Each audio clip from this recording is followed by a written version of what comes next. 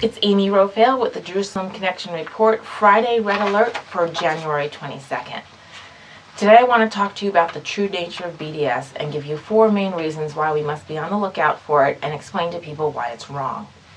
BDS on college campuses is anti-Semitic. However, that does not mean that people who are against BDS don't want open, honest, and full debate about issues in the Middle East and Israeli policies and interests being discussed. BDS is often funneled into campuses under the progressive movement or the human rights agenda ideas. They tout ideas such as tolerance, human rights agendas, anti-homophobic and anti-xenophobic ideas. But in reality, the outcome of BDS is quite the opposite. BDS is not only anti-Semitic because it is opposed to human rights and justice and truth-seeking, it is also anti-Semitic in both its intent and actions.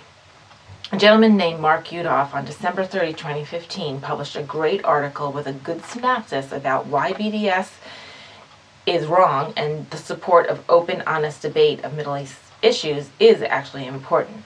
He articulated 4 major reasons why BDS is anti-Semitic and does not belong on American academic institutions. Academic freedoms and freedom of inquiry seem to be hailed on college campuses as a cornerstone to what upper education is all about. But recently we have seen that any debate of idea or discussion of issue that seems to rub someone's sensibilities the wrong way is being shut down and silenced. So what does BDS do specifically? Number 1, it quells academic debate and truth-seeking when nations such as China, Iran, Sudan, Russia, Syria, as well as others, are continually getting passes on college campuses. The actions of these nations, the oppressive nature of the regimes or groups in those nations against women, against homosexuals, against a great number of things are not openly debated, discussed, and pointed out, and yet the little nation of Israel is being accused of these things when the reality is they are not. Most of them are not true. By singling out the nation of Israel for some criteria for which the neighboring nations or any other nation in the world is not also subject to is, by definition, anti-Semitic. Number 2. Pope Francis recently touted that any organization or individual that challenges Israel's right to exist is anti-Semitic. What many BDS followers and participatory people don't realize is that BDS co-founder Omar Barghouti is quoted as saying, "Definitely, most definitely, we oppose a Jewish state in any part of Palestine." Other BDS leaders and founders are on the record as saying that they have no support for a two-state solution and no support for the nation of Israel to exist. However, many students and faculty even of BDS support on campuses think that they are only protesting Israel's policies or actions and that their right to exist is not actually being questioned. So this is a dangerous form of deception. Number 3, BDS rhetoric often includes discriminatory and prejudiced ideas and premises that would not be tolerated when people were discussing any other nation or culture. There are all sorts of slanderous notions against the Jewish people, including things or ideas such as they are all privileged and wealthy, they control Congress, they control the media, they control Hollywood, all these kinds of examples, the same sort of propaganda that we saw in Europe in the 1930s. For example, when the UN ambassador from Israel came to speak at a City University of New York campus, a BDS movement held a protest chanting, "No Zionists at SUNY." This, of course, is sad because it is, going back to point number 1, quelling the academic and open truth-seeking and information-seeking that college students should be seeking or looking for. And it also singles out a Jewish person or a member of the Jewish state from coming to campus simply because of their political point of view. Number 4. The BDS movement's criticism of Israel is not separated from the criticism of Jewish individuals.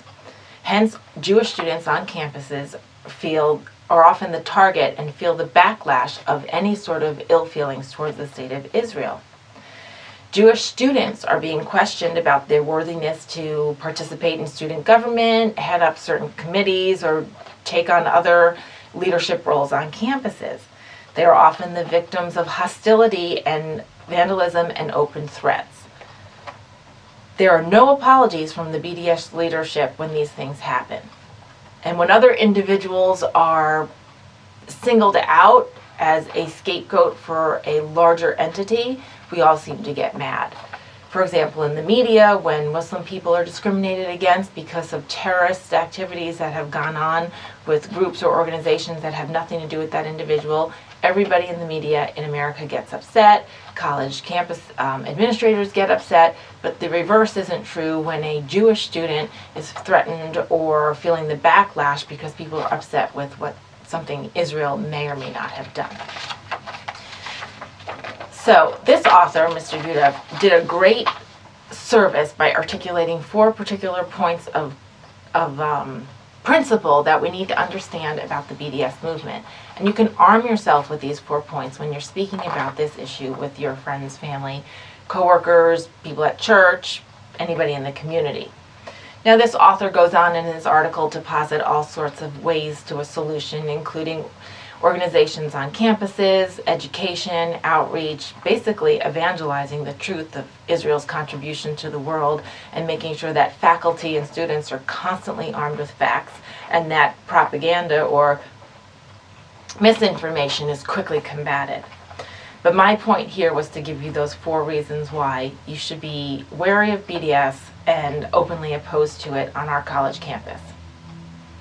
Even though this idea of BDS is part of a narrative that is as old as history itself, as old as the advent of the Jewish people with Abraham, we still must fight the same deception, that spirit of anti-Semitism that spreads throughout the world and in particular manifests on our college campuses as the BDS movement.